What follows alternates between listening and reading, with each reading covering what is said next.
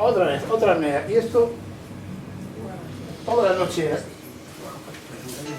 Son apneas muy graves, ¿eh? Estos son casos ya muy extremos.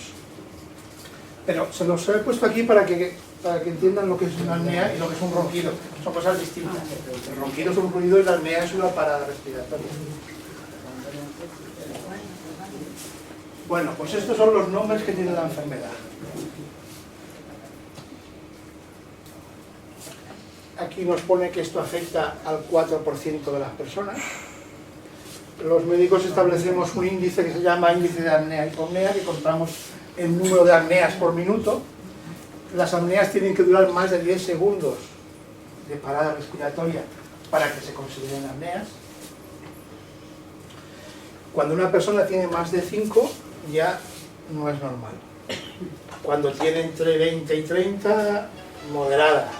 Mayor de 30 por hora, grave. Estos señores tienen ya súper grave. Hablamos de 30 por hora. Estos señores que han visto tienen más de 200 por hora. Hipopnea es que para establecer el índice de apnea y hipopnea se establece este término hipopnea, que esto para determinarlo hay que hacer una polisomnografía.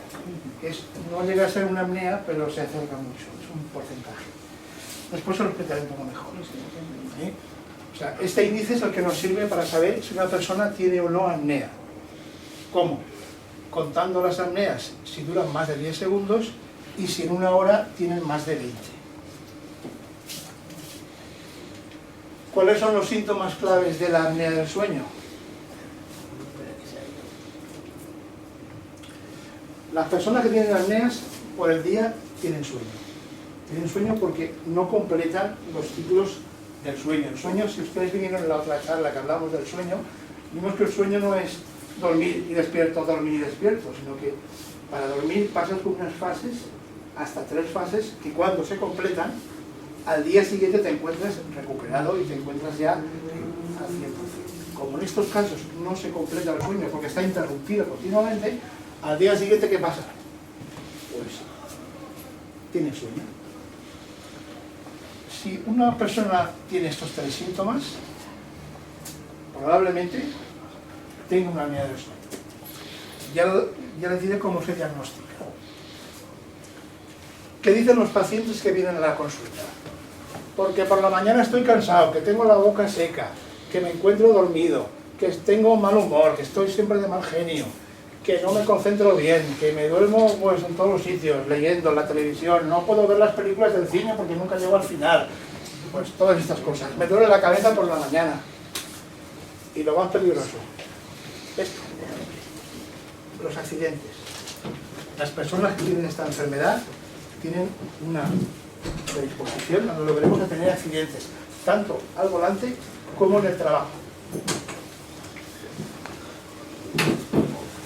Este señor pues tiene, los conductores con apnea del sueño tienen un riesgo 6 veces mayor de tener accidentes. Y si además se ha consumido alcohol, pues aún más. Accidentes durante el trabajo, pues resbalones, caídas, atrapamientos, pues, todas estas cosas pueden suceder cuando uno se encuentra somnoliento y no se encuentra recuperado por la mañana. Los niños también tienen apneas, sobre todo por las anginas o por las vegetaciones. Eso cierra el conducto y provoca bloqueo de la respiración. Y como yo me gusta siempre que ustedes lo vean, impresiona un poco esto, ¿eh? Es un niño de 2 años con unas anginas muy grandes y hasta que no se lo operó, pues este niño dormía así.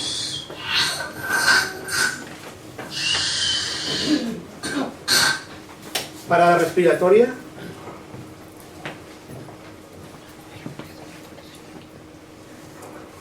Ahora está de apnea.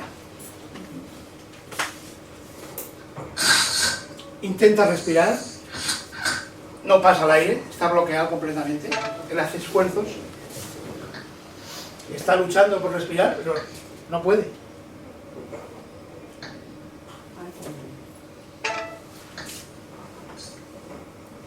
Qué apnea, ¿eh? Esto tendrá sus consecuencias. Al final, a respirar.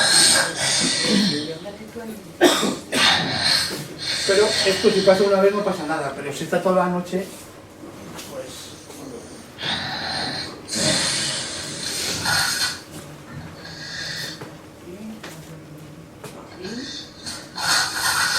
Impresiona, ¿eh? Yo veía esto y me impresionaba ver ese niño como está sufriendo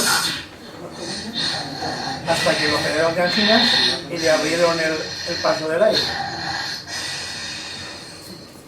Para que no nos muramos de asfixia, el cerebro detecta la cantidad de oxígeno que le llega.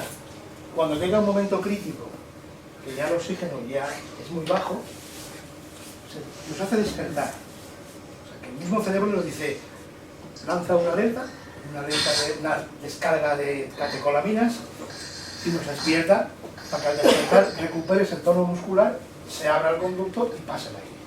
Pero te vuelves a dormir y el ciclo se repite. Bueno, ahora el chiquillo pues ya me está despertado.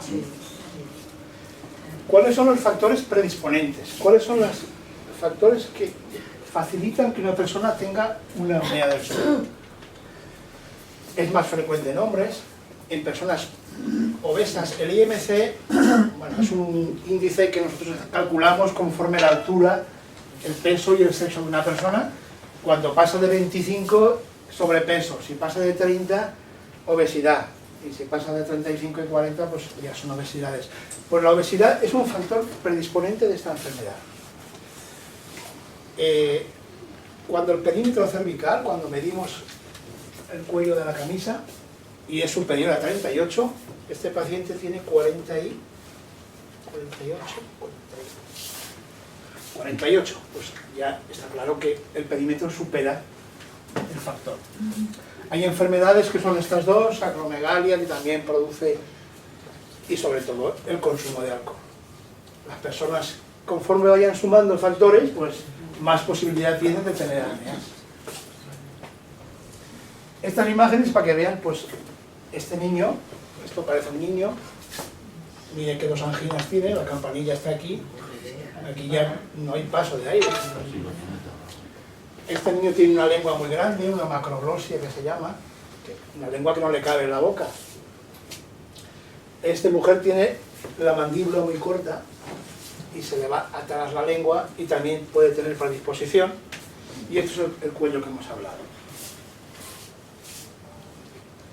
Bueno, esto no lo lean, yo se lo voy a explicar.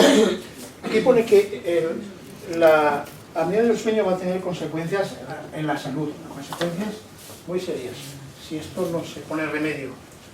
Porque la apnea va a provocar que la apnea, me refiero repetida en el tiempo, va a provocar que las pacientes que tengan esta enfermedad pues sean propensas a la hipertensión. Y además son hipertensiones rebeldes, que los medicamentos no hacen efecto. Que tengan también taquicardias, y si hay taquicardias hay arritmias, y si hay arritmia y taquicardias pueden haber ictus.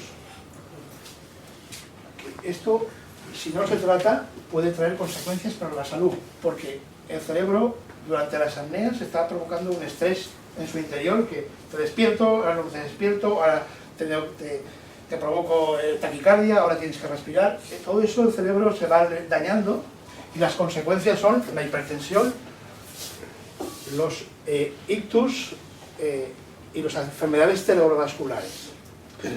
Y otro capítulo es los accidentes de tráfico, que muchas personas tienen esta enfermedad y se pueden dormir conduciendo.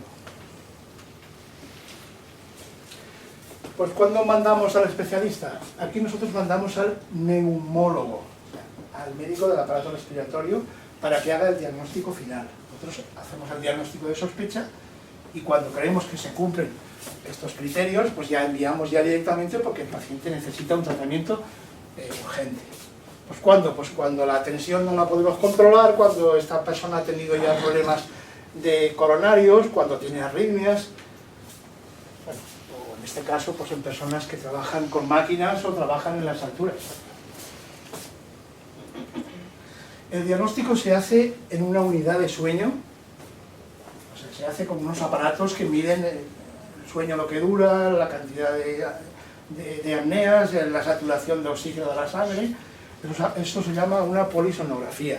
Se tiene que hacer una unidad de sueño, necesita mucho personal entrenado e instalaciones. Esto algunos hospitales lo tienen, otros no lo tienen, pero para hacer un diagnóstico de apnea del sueño hace falta hacer todo esto.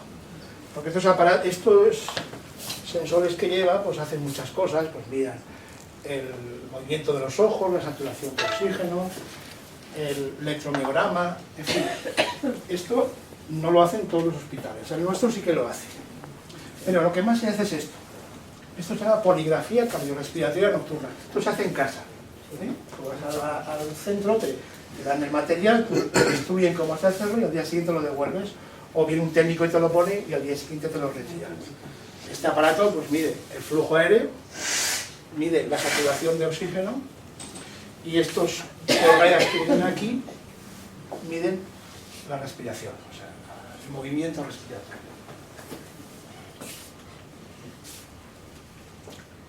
Esto es una curiosidad.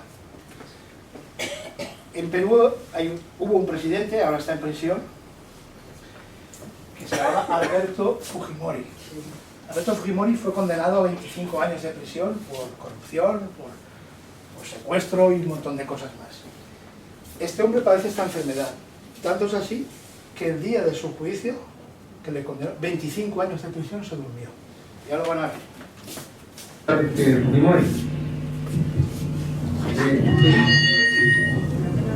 Sí, ok. Está un poco delicado de salud, eso mi me lo decían, pues a ver, que venga el médico legista, por favor. Está aturdido, claro, sí, está dormido. Señor Fujimori, ¿está usted dormido? Yo entiendo la larga jornada. ¿Tienes un problema de salud o es un problema de cansancio nada más? Bueno, estoy todo. Esto solo he puesto como una curiosidad, ¿no? O sea que se duermen en las situaciones más comprometidas. Bueno, ¿cómo se trata la apnea del sueño? Pues desde muchos puntos de vista, de las más sencillas a las más complicadas. Estas, muy importantes. Reducir el peso un 10%, es decir, si pesa 90 kilos hay que perder 9, si pesa 80 hay que perder 8. La higiene del sueño, que eso lo amparo, y esto ya lo iremos desarrollando. Higiene del sueño, pues principalmente nunca dormir de espaldas. Esto es una pelota de tenis, pues un remedio muy sencillo y muy barato. Una pelota de tenis en la espalda. De poner la pelota de tenis en la espalda ya no puedes dormir boca arriba. Levantar el cabezal de la cama y el no consumir alcohol, esto lo va a hablar Amparo más detenidamente. Bueno, lo de la pelota de tenis, que parecía una broma, pues no es una broma. Hay pijamas que llevan su bolsillito para ponerla. Así es imposible dormir boca arriba. Esto es otro sistema un poco más elegante, ¿no? Esto es como un chaleco, que es para lo mismo. Esto se vende por internet y se puede comprar. Otra cosa, el CPAP. El CPAP ha sido algo que ha... Diga, ya. ¿Tienes aparato? Sí, El no lo CPAP, puedo llevar. este aparato Y es el que otro también. necesita un tiempo de adaptación, ¿eh? No crea que es sencillo. Necesitas un tiempo de adaptación. No puedo ni con las giras estas, no. El CPAP es un aparato que ha revolucionado completamente el tratamiento de esta enfermedad, porque cambia completamente la perspectiva de la enfermedad en los pacientes. El CPAP no pone oxígeno, o sea, no utiliza oxígeno ni utiliza ninguna cosa, ni botellas de oxígeno, utiliza aire ambiente, es una turbina, es un compresor. Un compresor que produce una presión positiva continua, o sea, es como si hincharas un globo y ese globo, que es la garganta, lo mantiene siempre abierto. Tiene que tener la presión suficiente para abrir, pero también tiene que ser la presión que te facilite la expiración. O sea, eso tiene que calibrar, cada persona necesita un tipo de aparato.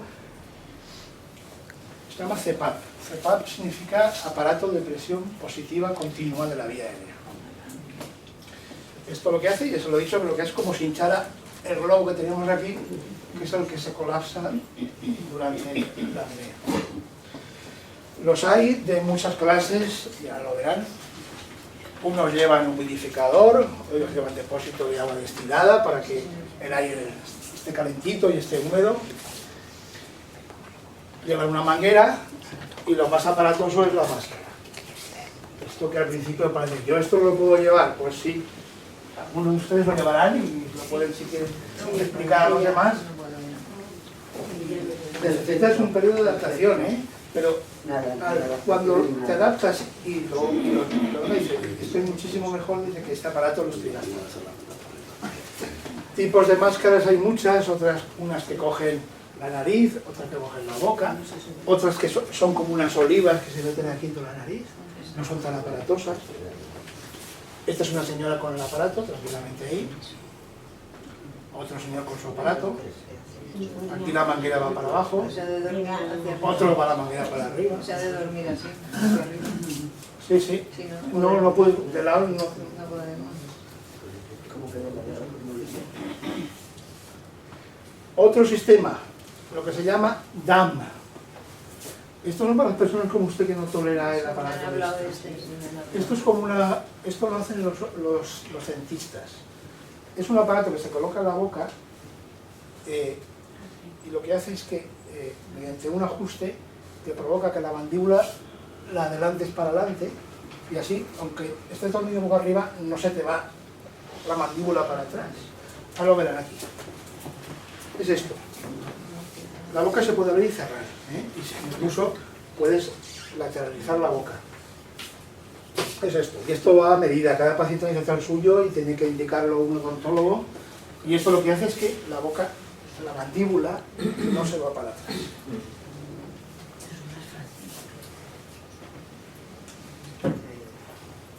Ahora ya pasamos a lo más complicado, a la cirugía. También tiene cirugía esta enfermedad. Y la cirugía pues va desde las más sencillas, que es resecar el paladar, a otras que ya se hace más. O sea, es digamos, un trabajo de reconstrucción, ¿no? Lo que hace es recortar todo lo que sobra, ¿no? Las amígdalas, la campanilla, el velo del paladar.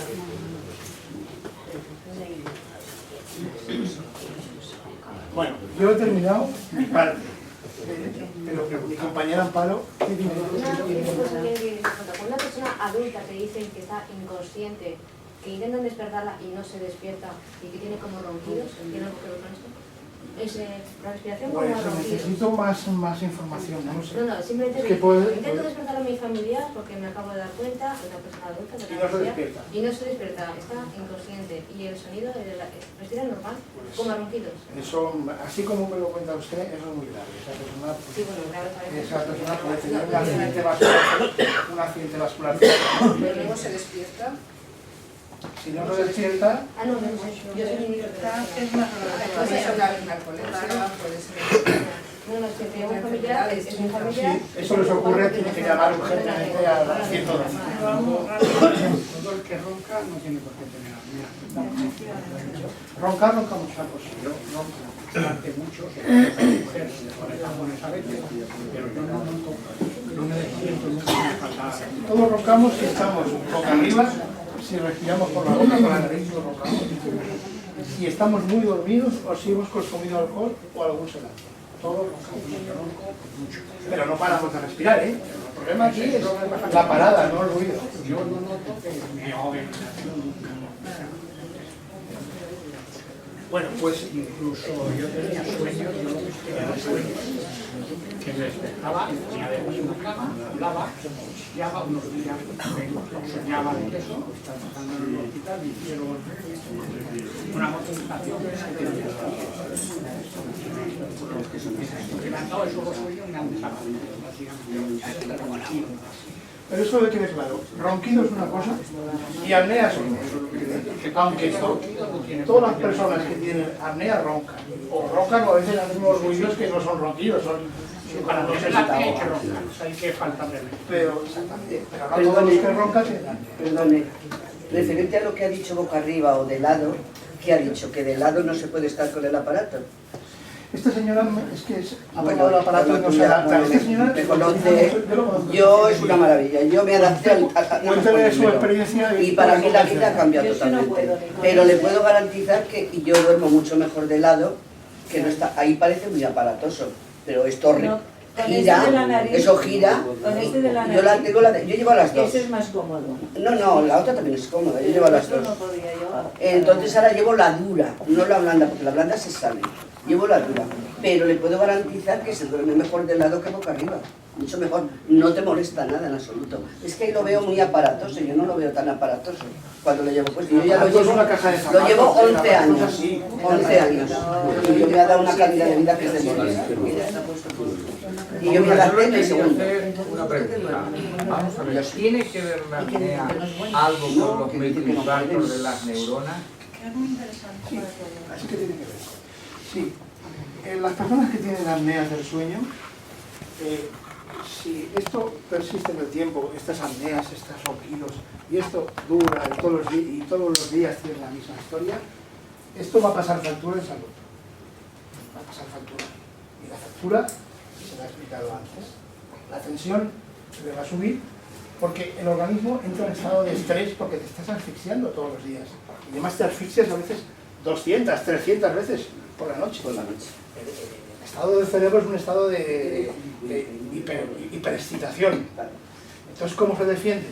Pues aumentando la taquicardia, aumentando las sustancias que te van a provocar un despertar para que no te asfixies. Es que eso es un poco complicado de explicar, pero son sustancias neuroendocrinas que se liberan durante el estrés de la noche. Pero si mueren esas neuronas, significa que no se regenera. La neurona es... La neurona no se regenera. Entonces cada vez tenemos menos si hay esos microinfartos. ¿Y eso está relacionado también o puede estar relacionado con el Alzheimer? No sabía responderle a esa pregunta. Si el Alzheimer tiene el origen de los microinfartos. No sabía explicarle esa pregunta. Bueno, el Alzheimer es un depósito de la sustancia proteica. Pues no, pero Entonces si no tiene tenemos- nada que ver. si Puede tenemos preguntar si neuronas, tiene puede que estar relacionar, o puede provocar demencia. Hay muchos tipos de demencia. A chicas pues sí que puede pues vale, vale. provocarlo, pero Si Alzheimer quieres, como tal, acabas no tú lo puede tuyo hacer. y al final hablamos, ¿eh? ¿Vale? Sí. La siguiente pregunta es la tuya, pero continúas tú. ¿eh? Vale. Vale. Bueno, Amparo va a continuar hablando de la higiene del sueño. Buenas. Ya veo que tiene mucho interés y que tiene muchas ganas de ver esto que pasa. Bien, después de toda esta exposición, mi papel aquí es ayudar a reflexionar qué podemos hacer para prevenir estas situaciones y para tener mayor calidad de vida y mayor calidad de sueño. Entonces, pues aquí pone prevención de la apnea del sueño y ronquidos. Vamos a empezar por los ronquidos, porque claro, hemos visto que la apnea es cuando ya falta la respiración, es peor todavía. ¿Vale? Sí. Bueno, vamos a ver. Hay una serie de factores, sí. Vamos a ver el tema de la higiene del sueño. Por ejemplo, este señor está muy plácidamente dormido de lado, está sonriendo. Entonces, a mí esta imagen me sugiere que está en una habitación, que está tranquilo, que tiene buena temperatura, que ha dormido, que ha cenado ligerito y se ha acostado pues 1 hora por lo menos después de cenar.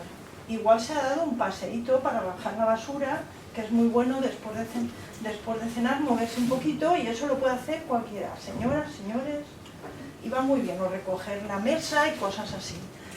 Esto también me sugiere pues que no tiene, respira por la nariz, no respira por la boca, que eso también es importante. Sigue. Bueno, como está así, me imagino que no tendrá resaca. Entonces, es muy importante para dormir bien, pues evitar el consumo de alcohol por lo menos 2 horas antes de dormir. Asimismo, pasaría con el tabaco. El tabaco es un irritante y es malo para muchas cosas. Bueno, pues para dormir también, y además es excitante. Mucha gente se cree que relaja y no relaja, la nicotina excita.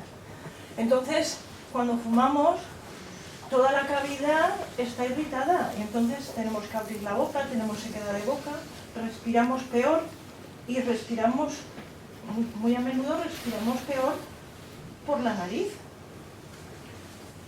Seguimos. Luego viene el tema, hemos visto, se acordarán, yo quiero que alguien, si quiere apuntar algo, que lo diga. Hemos visto que era importante el tema de la obesidad y de perder el 10% del peso. Esto es una cosa que hoy en día, tal como la civilización está, nos hace engordar. Pero bueno, vamos a reflexionar juntos una serie de pautas para, digamos, mantener el peso ideal. O por lo menos acercarnos lo máximo posible a él, sin que no sea muy gravoso. Vamos a ver. En primer lugar, iríamos, por ejemplo, a lo que comemos. ¿Qué comemos? ¿Y en qué proporción? ¿Cómo lo comemos? Vamos a hablar de estos puntos. Deberíamos de comer, por ejemplo, más verduras. Deberíamos de comer fibra suficiente. Tendríamos que comer también fruta. Por ejemplo, la proporción serían 5 raciones de verdura al día y 3 de fruta. De las raciones de verdura, por lo menos 2, 3 serían digamos, de hoja o por ejemplo, judías verdes y cosas así, que tengan mucha fibra. Y la otra ya sería, pues, patata, zanahoria, cosas así. Tendríamos que hidratarnos adecuadamente para no tener las mucosas resecas, pero también porque en el tema de la hidratación tendríamos que evitar las bebidas dulces. Para hidratar lo mejor es el agua. Los refrescos light tienen azúcar también, entonces, y desde luego las bebidas alcohólicas, pues en ocasiones especiales. Todas estas cosas son cosas que hacemos en la vida cotidiana y que nos favorecen que tengamos buena salud en general y desde luego evitamos todos estos factores de riesgo. ¿Qué más tendríamos que hacer? ¿A alguien se le ocurre algo? Ejercicio también, por supuesto, para estar cansados, para consumir las grasas. También es bueno. El tema de la comida, se me olvidó una cosa, el tema de la comida basura. Hombre, es importante comer, pero no comer cosas así que no tengan que tengan muchas calorías y poco valor alimenticio. Luego también podríamos hacer, por ejemplo, ¿qué podríamos hacer? A ver qué se me ocurre, lo tengo que mirar en la chuleta, porque si no... es que son pequeñas cosas, pero son muy importantes. Por ejemplo, la comida es para deleitarse. Eso quiere decir que cuando comemos una cosa tenemos que masticar bien los alimentos, tenemos que estar en un sitio, cualquier sitio es bueno, siempre que se esté en buena compañía, pero procurar, pues, que por ejemplo la televisión para poder hablar, para ser conscientes de lo que comemos y masticarlo bien. Eso nos ayudará a mantener el peso sin tener que hacer dietas que tanto nos molestan, por ejemplo. Y a ver, ¿qué más? Bueno, en el tema de la comida también tenemos el tema, como somos humanos y somos capaces de elegir, podemos elegir alternativas saludables para comer. Por ejemplo, en lugar de comerse un bocadillo ahí todo lleno de grasa, podemos coger un bocadillo, ponerle un poquito de lechuguita o de tomate, queso fresco, una tortillita de verduras, no comer demasiado pan, en fin, todas esas cosas que nuestro sentido común y eso lo podemos hacer todos los días y no hay necesidad de ponerse a dieta para nada, pero bueno, eso es un buen camino. Y luego, en cuanto al peso ideal, yo no sé si se me olvida algo más, si ustedes me lo quieren recordar o... Disculpe una cosa, cuando me hablan de raciones de verdura y de fruta, siempre me hago la misma pregunta, ¿pero cuántos gramos? Porque no es lo mismo una ciruela que una manzana. Pues mira, A ver, ¿qué es una ración? una ración es un, digamos, esto de las raciones viene por el tema muchas veces de la educación de los diabéticos, que nosotros la damos por raciones. Pero bueno, una ración lógica, tú vas a un restaurante y ya no sé que pidas un chuletón así, que te lo cobran, pues tú lo que te ponen es un filetito así, un filete. Si es pescado, pues una rodajita, y si son pequeñitas, pues te ponen dos. O si te ponen una grande, te ponen una finita. Eso es una ración. Luego de fruta, una ración serían por lo menos pues 200 gramos de fruta, que es un platito de ensalada con... ¿Sabes lo que te quiero decir? Es una cosa que tú... es de lógica. Ahora, a un niño no le vas a... los niños comen menos cantidad porque tienen el estómago más pequeñito, pero es una cosa de lógica. Luego, pues por ejemplo, la fruta, eso... hay frutas, por ejemplo, una ración podría ser esto, una pieza así, de tamaño mediano. Si es grande, ya no es una ración, ya serían dos. La fruta, mira, se me olvidaba esto de la fruta. La fruta son 3 raciones al día, porque tiene mucha fibra y tiene muchas cosas, y además eso nos hace, digamos que, como son hidratos de carbono también, esto nos hace bajar el nivel de, digamos, de ansia de comer. Entonces serían 3 raciones al día, de un tamaño normal, pequeñito, no pequeñito, pequeñito, y grande, grande, grande. Y luego también sería muy importante lo de la cena ligera que he dicho antes de irse a dormir. Serían 5 comidas al día. Serían, por ejemplo, un desayuno bueno y apetitoso, algo a media mañana, una comida que esté bien, pero que no sea pesada y que no digas, es que no me puedo ni mover, ¿no? Porque nos tenemos que levantar 5 minutos cada uno a poner la mesa, a quitar la mesa, a fregar, a barrer, y luego ya después de eso nos sentamos un ratito, pero no demasiado, porque si no por la noche no vamos a dormir o vamos a roncar, ¿vale? Entonces todas estas cosas están relacionadas, digamos, parece que siempre digamos lo mismo, pero es que es así. Yo de comer creo que ya lo he dicho todo. Los pasteles, los helados, esas cosas así tan aparatosas, es mejor comer fruta y ya está.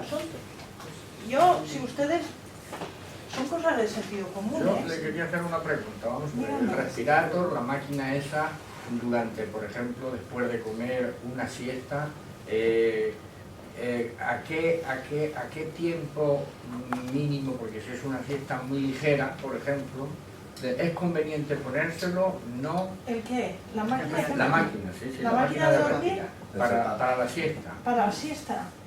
Si está en una butaca, no. Si está en una butaca sentado. Pues cuando está acostado, por la posición. Una butaca no. Es cuando va a dormir. Yo por mi experiencia, si me echo la siesta y me echo en la cama, me lo pongo. Pero si me quedo en la butaca, no me lo pongo.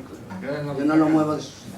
Es que, No, vamos a no ver. es por el tiempo, sino por Ahora, la si es posición. si me voy a echar en la cama... Es por lo de... Por la posición. ¿Ustedes se acuerdan de lo de la boca así, ese dibujo que era que se veía cómo se roncaba y todo eso? Si tú estás algo incorporado, que estás ahí sentada en el sofá así con la espalda recta, no vas a, o en un sillón, no necesitas ponerte en la máquina porque no vas a roncar. Ahora, si te pones así, pero yo, las personas que tengan dificultades para dormir, yo no les aconsejo la siesta larga, porque luego por la noche no van a poder dormir. Bueno, pasemos del tema peso. Sí, por favor. ¿La fruta por la noche es buena o no se debe comer por la noche?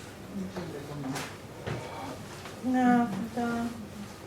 Es que eso son teorías que dicen pues que si es bueno, que si es malo. pues a que les siente mal, que O no se la después de las tome, comidas. pero no hay nada científico que diga que es malo. Después de las comidas. Que después de las comidas dicen que fermenta y no es bueno. Que no Que es después bueno. de las 7 de la tarde tampoco es bueno. Entonces yo me gustaría. Bueno, vamos a ver, eso también, eso de la fruta, que no comas fruta después de comer, hombre, va bien porque si tú la fruta te la comes en 3 días, pues digamos que ya repartes las calorías de una forma adecuada. Ella es mejor quedarse así, un poquito, no llena hasta aquí, sino bien, pero sin... Entonces, eso es una estrategia para, digamos, para organizarse las comidas, nada más. Con el CEPAP, ¿tienes el problema de la anemia resuelto? No lo sé. No, hombre, algunas CEPAP personas lo que es tiene que hacer, fenomenal, pero... mientras te pones el CEPAP, sí. Sí, no lo llevo. Si no lo utilizas, Entonces, sí. si lo utilizo no tengo Pues problema. hay que corregir lo que está diciendo Amparo, hay que corregir también el peso, Sí. hay que corregir, no hay que consumir alcohol. Vamos a ver el Son tema todo eso, de son dormir. muchas cosas las que Por eso corregir. se lo he preguntado. Vamos a... Es importante que reflexionemos juntos, porque lo que yo digo lo pone en 50 sitios y todo, porque... No, pero sí que es importante reflexionar, porque después de la reflexión tiene que haber una acción. Y luego de la acción va la consecuencia. Entonces, aquí, esto es para que todos pensemos qué podemos hacer para mejorar nuestra salud. Y hacerlo en la medida que podamos. Ya está. Vamos a hablar del sueño. El horario regular es muy importante. Intentar acostarse y levantarse a la misma hora. Luego el tema del habitáculo donde dormimos, el colchón, la cama, la temperatura, el no irse así con el estómago demasiado lleno, no beber alcohol, el tema del tabaco también hace que ronquemos, la posición, lo de la pelotita, eso está muy bien, porque duermes de lado y así no molestas y además así tomamos una posición fisiológica para que entre el aire mejor.